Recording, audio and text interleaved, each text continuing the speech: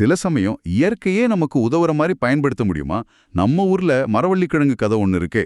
ஆமா ஆமா, அது ஒரு சூப்பர் சக்சஸ் ஸ்டோரி. உயிரியல் பூச்சி கட்டுப்பாட்டுல சொல்லுங்க அத பத்தி. தென்னிந்தியாவுல மரவள்ளிக்கிழங்கு பயிர கசாவா மீலிபக்னு ஒரு மாவு பூச்சி பயங்கரமா தாக்கிடுச்சு. பயிரே அழியிற நிலைமை. அப்போ நம்ம NBBAI, அதாவது தேசிய வேளாண் பூச்சி வளங்கள் பணியகம் விஞ்ஞானிகள் என்ன பண்ணாங்கன்னா, மேற்கு ஆப்பிரிக்கால இருந்து ஆனகேரிஸ் லோபேசி அப்படின்னு ஒரு சின்ன ஒட்டுண்ணி குளவியை இறக்குமதி செஞ்சாங்க. குளவியையா? அது என்ன பண்ணும்?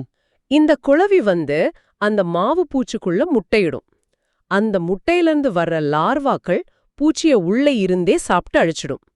இதுல முக்கியமா கவனிக்க வேண்டியதே இது ரொம்ப ஸ்பெசிபிக். அதாவது பெரும்பாலும் அந்த மாவு பூச்சிய மட்டும்தான் குறி வைக்குது. மத்த பூச்சிகளுக்கோ பயிர்களுக்கோ பெருசா பாதிப்பில்ல. ஓ, அப்போ இது பாதுகாப்பானது தானா? இந்த மாதிரி வெளிநாட்டுல இருந்து ஒரு உயிரினத்தை கொண்டு வந்து விடுறதுல ஆபத்து இருக்காதா? அது ரொம்ப நியாயமான கேள்வி. பொதுவா உயிரியல் பூச்சி கட்டுப்பாடுங்கிறது ரசாயன பூச்சிக்கொல்லிகளுக்கு ஒரு நல்ல மாற்று தான். ஆனா நீங்க சொல்ற மாதிரி சில சமயம் எதிர்பாராத விளைவுகள் வரலாம். அதனால ஒரு புது உயிரினத்தை அறிமுகப்படுத்துறதுக்கு முன்னாடி ரொம்ப விரிவான ஆராய்ச்சிகள் செய்வாங்க. இந்த அனகைரஸ் லோபேசி விஷயத்துல அது வெற்றிகரமா அமைஞ்சது. பரவாயில்லையே. ஆமா, இந்த குளவிகள் அதுவே ஒரு 30-40 கிலோமீட்டர் பரவி பூச்சிகளை கட்டுப்படுத்தியிருக்கு.